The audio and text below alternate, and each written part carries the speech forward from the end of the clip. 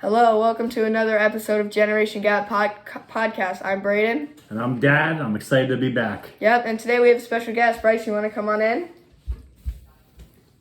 Hey, I'm Bryce, and I enjoy playing soccer, and I'm super excited to play basketball. All right, thank you. All right, special guest. Thank you, Bryson. All right, so today we are going to be talking about the Little League World Series. So by the time this uploads, I believe it'll be Tuesday, right?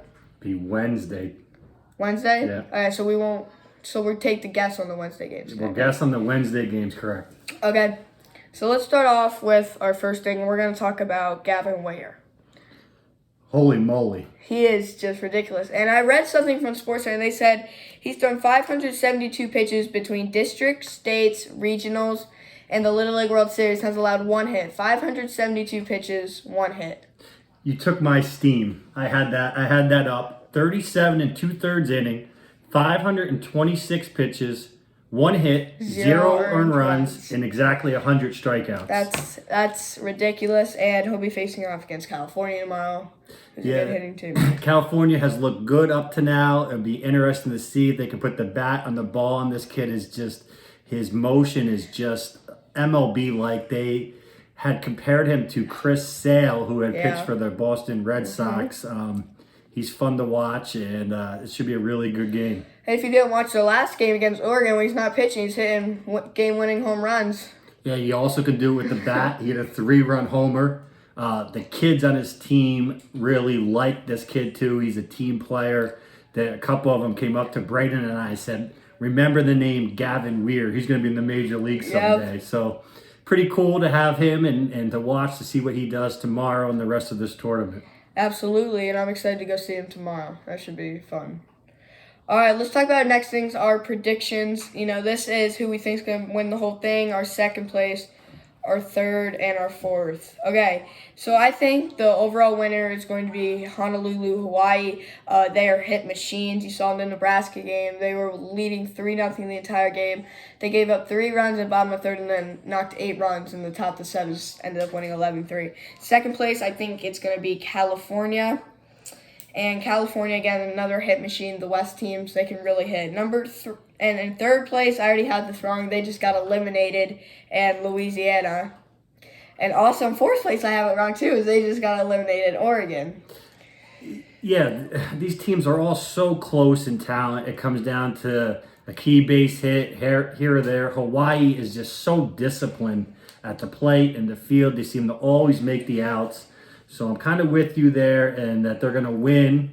The California team has some big bats. They can really play. I like what I'm seeing from the Ohio team. Those kids practice hard, work hard, have a really good work ethic. So I'm not counting them out. I think they might have a chance to come through the losers bracket and get to the finals. One thing I want to say about these kids too is not only are they ridiculous baseball players, is their mindset is they are just so tough.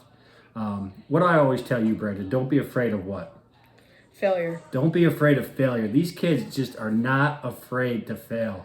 They go up to the plate and the field, pitch. Their mindset is just amazing, and I'm just in awe.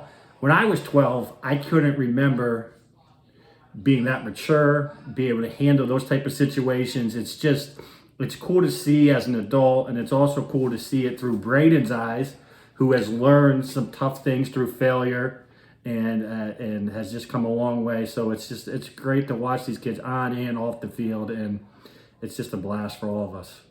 Yeah, I love going to the games. All right, so moving on, let's talk about the MLB Classic game now. It was probably the least entertaining MLB Classic game I've done. Very boring, 3-0 game. Obviously, we didn't get to see Mike Trout. Shohei only had a single to start the game for the Angels. And just not much offense in that game, but, they came to Little League. I saw a couple of them. So, what do you got on that? Yeah, I agree. Not much action, and it's hard to watch a baseball game when your 2 favorite teams aren't playing. Yeah. But we don't want to be too spoiled because they are playing in our backyard, and we get to go watch 2 major league teams play at Bowman Field, which is a cool thing to do. The players come over and talk with the kids, and it's just a cool experience all around. So Yeah, I agree with you. Wasn't the most entertaining baseball, but again, it's in our backyard, so pretty cool. Yeah. So we can talk about tomorrow's games, which would be Wednesday, right? Yes. All right. So there's 4 games tomorrow, all big games. 2 teams will go to the finals, and 2 teams will be eliminated. That's correct. Yeah. All right. So let's talk about our first game: Hawaii versus Michigan. 2 good teams, but like I said, I have Hawaii in first. I think they're gonna pull the win off. Yeah, I'm not sure what the pitching matchups, and we all know Little League that it comes Yeah. down to good pitchers. But again, Hawaii's so disciplined. I'm with you, and I think they're going to find a way to win tomorrow as well. Yep. And then we have California versus South Dakota, which is going to be game of the day and maybe game of the entire World Series.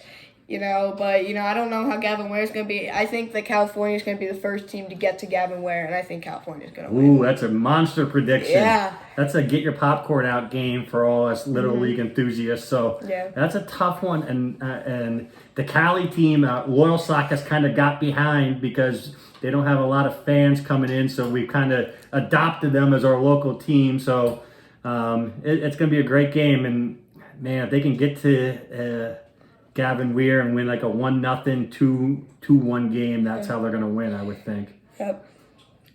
All right, so next we have New Hampshire versus Ohio. Now, if you watch New Hampshire, they had a tough first game against California. They lost 10-2, and then they're coming back in the loser bracket. Just kind of blew out Oregon today. So but again, they're playing Ohio, who's a tough team to beat, and I do think Ohio will win. I'm with you. I'm going to go Ohio. Again, all the teams that are left are the best in the country. It's going to be a battle both ways, but I'm with you. I think Ohio is going to find a way to win that game tomorrow. Yeah, and now this should be another interesting game. A team that's not talked about very often, Nebraska, and another team, Texas and Nebraska might be almost the underdogs in this tournament that are still in. Yeah, that's a good point.